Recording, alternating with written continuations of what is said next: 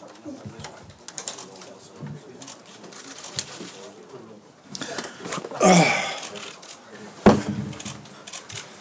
guys, can I just squeeze past you very quickly, please? Thank you. Where's James? I'm behind you. Hey! Do you want in this order or? Yeah, actually, can we get Usain just on the left-hand side? No worries, man. Cool. Yeah. Hello, mate. How are you doing? All right? Good. Well, we're starting with a presentation by a Sainsbury's colleague of Usain Bolt's racing bib for the weekend. First time back in Britain for some time, so congratulations to our Sainsbury's colleague and Usain back in Britain.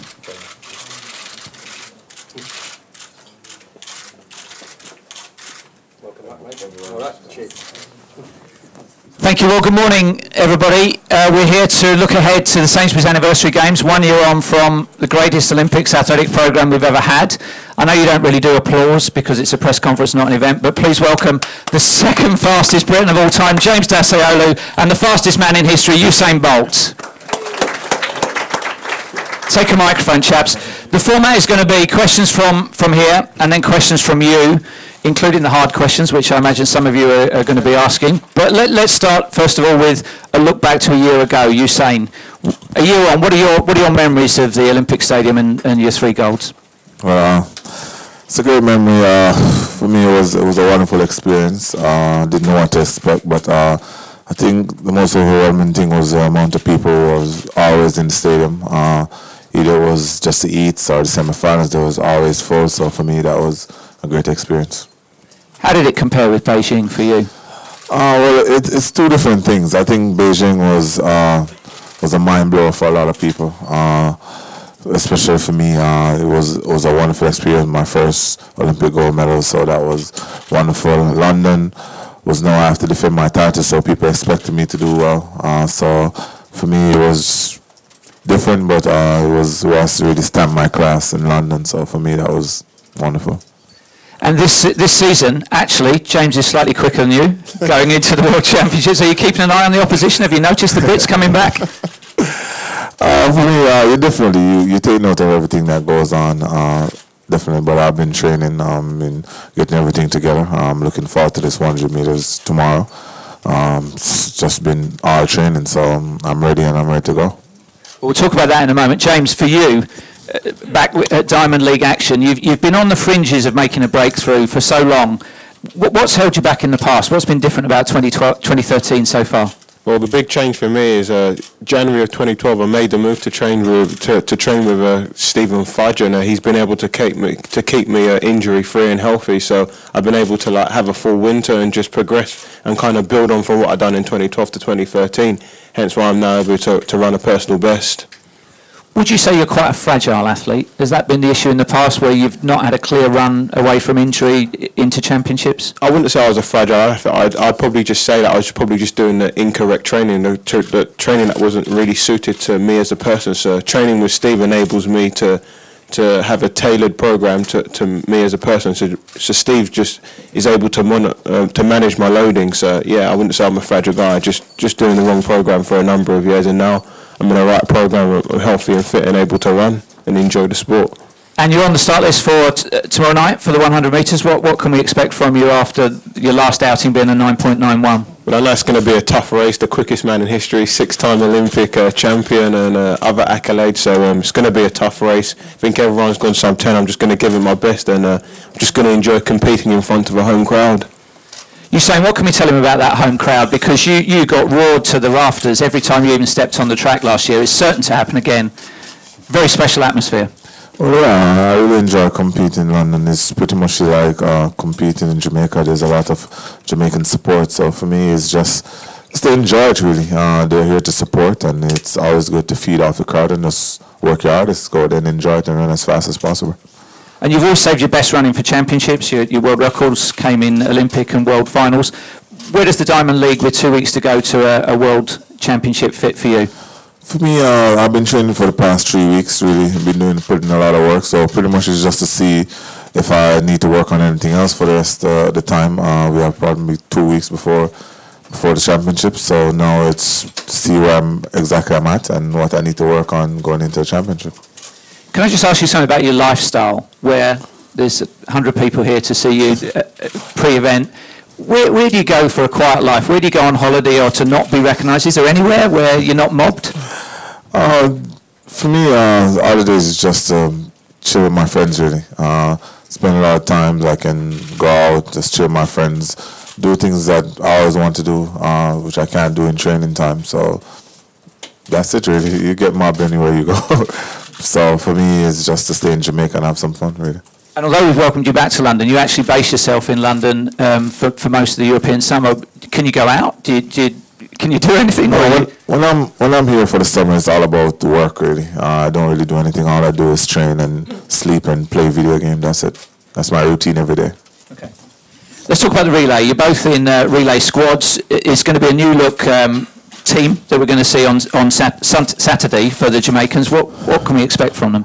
Well, we always go there. We always give it our best. And I know that the team, as a team player, we're very good at it. We always run fast because we have the fastest athletes in the world. So we're looking forward to that, really. And James, anchoring the British team, I was told not to give anything away about the running order, but you're anchoring the British team. How's that shaping up? Because we always look through our fingers at a British sprint relay team. What can we expect this weekend? Of course, we're going to get the baton round. That's one thing I can say, without a doubt. So, yeah, we just want to run quick times. And secretly, as a team, we're kind of eyeing up maybe a British record or something towards Moscow or something. So, yeah, there's confidence is high among us. We're a new-look team, and we can't wait to get out there on Saturday and compete. Well, we wish you the best for that. Lots of things to celebrate. The fact that the tickets for all 3 days, 80,000 tickets sold out in 75 minutes. You're back racing Diamond League in the UK for the first time in a few years. But athletics was in the headlines for the wrong reasons a couple of weeks ago with Asafa Powell and Tyson Gay testing positive. Your reactions each to that, starting with Usain. Well, for me, I don't say much. It was surprising, definitely, what's going on. But I think there's a lot of details is left to be discussed. So I'm just sitting and waiting to see the results and what's what, because there's a lot of things that hasn't been said and hasn't been done yet. So I'm just waiting to see what's going on. Sometimes when people claim that they've ingested things that they weren't aware of, you wonder how that fits with the lifestyle of a modern athlete. I mean, presumably you have to be so careful about what you consume, what you give, and even drinks of water and things like that. Yeah, anything, but in life you learn that anything is possible. But as you said, you have to be very careful as an athlete because right now there's a lot of things on the ban list that you may not know about, so you have to keep up to date all the time. So it's kind of hard, but that's why you have a team to make sure to help you also with this kind of things. And James, you had that phenomenal performance in Birmingham where you ran 9:91, all the headlines were written and then suddenly they were all unwritten. You must feel particularly cross about that in a way, that your golden day was ruined. Yeah, it's not the best when it happens in your sport, but we're at UK for British athletics. So our main concern is about educating our athletes. As Usain says, we got a nutritionist. Anything you take, you go and see him, and it's always going to be about that for all the up and coming athletes. It's all about education. Okay. Right, we're ready to take questions from the floor. Who wants to go first, Madam here? Usain Bolt, following the recent doping scandals which we've just talked about, only 1 out of the 5 fastest men in the world now haven't failed a drugs test. Lots of people, fans of the sport, will lose confidence. Can they trust you? I think I was hoping that question would come later in the day, but I was planning to explain to people. How long have you been following Usain Bolt? Probably for a good few years. 2008, maybe. If you were following me since 2002, you'll know that I've been doing phenomenal things since I was 15. I was the youngest person to win the World Juniors at 15. I ran the World Junior record 1993 at 18. World Youth record at 17. I've broken every record there is to break in every event I've ever done. So for me, I've proven myself since I was 15. So right now I'm just living out my dream, really. And as my agent would say, I'm underperforming right now, so I need to step it up. So for me, I've shown everything throughout the years that I was always going to be great. So that's pretty much what I have to say. Yeah. Hi, Usain. Rob Harris from the Associated Press. we've got the sprinting cases in terms of doping. We've now this morning got a Jamaican footballer who's failed a doping test as well. Do you now think there is a real problem in Jamaica? And does it in some way, although you protest your innocence, tarnish your achievements in the same way that Chris Froome at the Tour de France? For me, that's football. That's the one thing. That's totally different from track and field. But for me, all I have to do, I was made to inspire people and to run. And I was given a gift, and that's what I do. I'm confident in myself, my team, the people I work with. And I know I'm clean, so I'm just going to continue running and using my talent and just trying to improve the sport and help the sport. And that's my aim, and that's what I'm going to do. But do you feel annoyed that it casts doubts on what you do? For me, it happens. I'm not going to stress about it. I'm not going to worry about it. I have a job to do, and that's what I'm going to do. And that's my focus. Usain, hi there. Just following on to supplementary questions to that now. Lord Coe yesterday told a number of us who are here today is that his belief is that it's not just the athlete, coaches, agents, physios, the whole team, as you put it. If somebody has failed a doping test, and the A and B samples prove that, it should be the whole team that gets a ban, not just the athlete. And he also would prefer a lifetime ban, but thinks a 4-year ban should come into force. On those 2 points, can you give us your opinions? Do you agree with Lord Coe? Well, I don't make the rules, really. I can determine how harsh the rules should be. In life, things happen, people make mistakes, mishaps happen, so I can't really determine what the rules should be. That's why they have the IWF, WADA, and all these people to sit and deliberate what they should put in place and what should happen. As an athlete, personally, I have to just be very careful. I have a great team, as I said. I don't have a problem. I work hard. They help me, and they make sure that I'm on the straight and narrow and that I don't have problems like these. So for me, I just continue to do what I have to do and just stay focused. A lot of things is going on around me, but the World Championships is coming up, and that's what I got to focus on. I can't worry about what's going on. I'll let other people deal with that. And what about the ban? The length of the ban is 2 years, just too short. For me, as I said, I can't really say, because these are the people. Drugs is harsh on the sport, as I can say, it's really bad. But the fact is that you have WADA, IWF, these people, they're the ones who decide what it should be done, because they made the rules, so they're the ones who should decide how long the ban should be. Yeah. Usain, can I ask you, as Paul Kelso, Sky News, do you, when you line up in major races, do you trust the athletes around you are running clean? It doesn't matter. It doesn't matter. I don't really think about it. I go there, I work hard every day, so I go there with one focus, and that's to win the race. If I don't, so be it. I go back to the drawing board and get it done. I don't worry about other athletes, because you can't tell what's going on with other athletes. You just got to worry about yourself and get it done. So. Can I ask whether you've ever taken nutritional supplements as part of the training regime? No, I have vitamins that I take. Definitely, every athlete takes vitamins, so I have vitamins that I take. I don't really take supplements now. Yeah. Listen, as somebody from a Jamaican family myself, I know how proud Jamaican people are, especially of their athletes. What's been the reaction amongst the people of Jamaica in light of recent regulations? When it came out, I was overseas, so I can't really tell it. It's. I know it must be hard. It must be harsh, but as he said, Jamaicans, we're very proud, and we're very proud of our athletes, because we brought glory to the country. So now it's kind of rough, but hopefully this will work out, and all I have to do is just continue working hard and trying to make my country proud and move past this. You're saying hi. And how damaging do you think this has been for the sport as a whole, for people's perception of the sport? You've done a lot of good things for the sport. Do you worry that it's damaged people's views of it? Definitely, it's gonna set us back a little bit. But as I said, you can't. As a person, I can't really focus on this.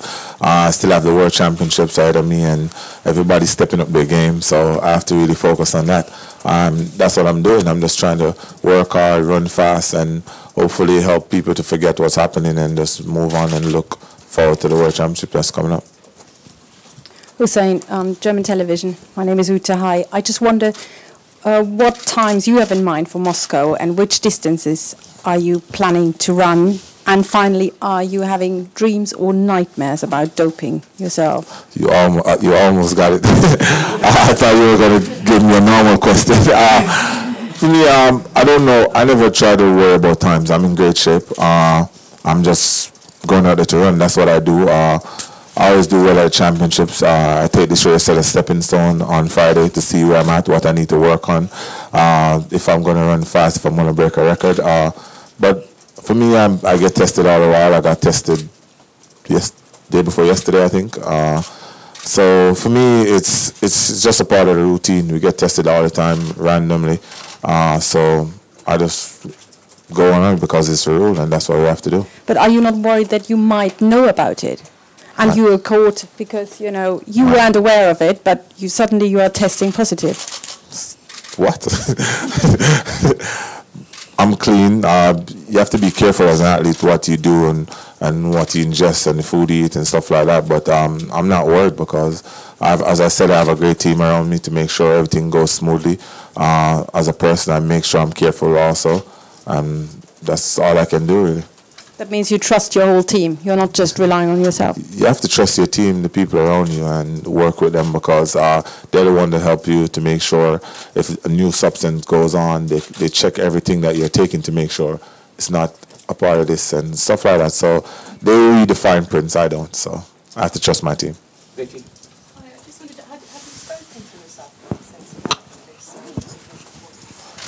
No, I just had one BB conversation with him. Really, didn't want to bombard him with questions. I told him sorry for hearing what was going on with him, and he said yes, it's kind of rough, it's hard, and I just told him to stay strong and stay focused, and hopefully everything will work out. Hi, der Spiegel magazine from Germany. You're saying you just said that you're taking vitamins. How do you make sure that these supplements are free from banned substances? Well, the list is there, really. There's a banned list on the website, IWF website. All you have to do is, before you start taking the vitamins, you just check the list to make sure that there's no problem, and that's what we do. You do it on your own? No, I have my team. Simon? Here's a normal question. You were asking me a normal question. All these drug questions, you asking me a normal question. By your high standards, your 100 meters times haven't been that fantastic this year. What have you done in the last few weeks to rectify that? What do you think has been the problem, and how fast do you think you can go with the World Championships coming up? Well, I personally, I'm a national trials. I could have run faster, but the main aim was just to go there and to qualify. I had nothing to prove. For me, I've been working hard now. I've gone through 2 weeks. 2.5 weeks of just solid training, technique work, speed, endurance, everything there is that we needed to work on. So I'm feeling in good shape. I've been working on my core work, back exercise. I've been doing so much work for the past 3 weeks. I'm confident that I'm ready to run fast, and I'm feeling good, and that's the key thing. At national trials, I ran well. My last 60 was great, so I felt confident in myself, and I'm looking forward to tomorrow. You're saying as far as the rest of your career goes, are you entirely focused on Olympic and world titles? Are they your driving forces now? Well, this year I wanted to try to run as fast as possible, hopefully break a world record, but it's been an up and down season like every other season, so hopefully I'm hoping that running tomorrow will put me on the right path to trying to run a fast time at the Worlds, but we'll see what happens. I've been training and working hard, and hopefully everything will come together at the right time. 5 more questions. Let me just ask a question for James. James, what does it feel like for you to be sitting alongside a guy here where you think you might be challenging for a medal, but maybe a few years ago that may have not been at the front of your mind? Of course, this is what I work hard for every day I wake up, so I'm really happy just to be amongst the midst of the likes of Usain Bolt and the quickest guys in the world. So yeah, I just hope I could kind of go on. I know I'm going to have to run quicker if I'm to challenge him and the rest of the guys, but I'm progressing pretty well, and I'm happy. Do you feel your lineup with a different mindset now as a sub-10 runner? Of course, I've broken that sub-10 barrier, so lining up against sub-10 guys, I know it's a kind of a field I belong in, so yeah, it will give me confidence. Yes. James, just to ask you, I mean, you're still young. Do you worry about the effects that the recent doping scandals will have on your career or on British athletes in general, on the trust, the erosion of trust? I can't really comment on the whole drug thing. I kind of tend not to focus on it. I can only really focus on myself and what I'm doing to stay healthy. And as I said, I have a team around me that make sure I'm taking all the right things. I see a nutritionist daily to make sure everything I'm taking on my list is completely legitimate. So that's all I can do as an athlete. How damaging is it, though, for the sport in general? It's never good for the sport, but you just got to focus on good stuff that are happening in British athletics. Like we've had a good under 20, under 23 World Youth campaign with like 1 medals across the board. So you just got to focus on other things. James, just, as you've emerged this year, not new to the wider sporting community this year, when you look at the strength of the next generation of British athletes, what do you see? Do you see others around you who are going to come through in the next few years?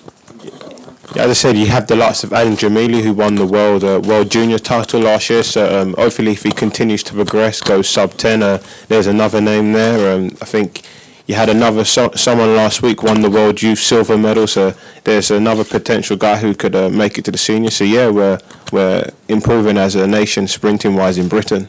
Do you think we'll have a team we can have this great stadium, which after this weekend we won't see for a couple of years? Do you think we'll have athletes worthy of the venue in years to come? I'd like to believe so, that my colleagues are worthy of such a venue and such an occasion. Yeah, I do. Okay, no pressure. We want 3 more classic questions to finish with. Number 1. James, you've come quite far in a short term or space of time. If you think about it in the future, what would it take to beat Usain Bolt? I don't know. He's the quickest man to ever live, so it's going to be a hard feat to follow in his footsteps. But I myself, I'm just going to just turn up to train and follow what my coach says and just try my best in practice and when I go to compete. Simon. James, you went sub-10 in Birmingham, but tomorrow's going to be a completely different type of occasion. Can you sort of handle the pressure? Of course, I'd like to believe so. I got ran the Birmingham Diamond League a few weeks ago, and I believe I was up to the challenge. I finished second, so I like to believe in that kind of field I'd excel as an athlete. The glory leg, the final leg, is Rick Broadbent from the Times. It's going to be a classic question, Rick, isn't it? It's an abnormal question. Usain, I just wondered, do you think there's a case that the banned list is too complicated and that it should be simplified? People are getting caught with stimulants, minor stimulants. Do you think sometimes it's too hard? To tell you the truth, I don't really look at it in any ways. For me, as far as I'm concerned, if it's banned, you just try to avoid it pretty much. They put a list and there's rules. All you have to do is just follow those rules as far as I'm concerned, and that's what I do. They make the rules, I follow them because that's a game of the sport, so that's how it works. Okay, thank you very much, ladies and gentlemen, for your attendance. We'll see you down at the track. Thanks.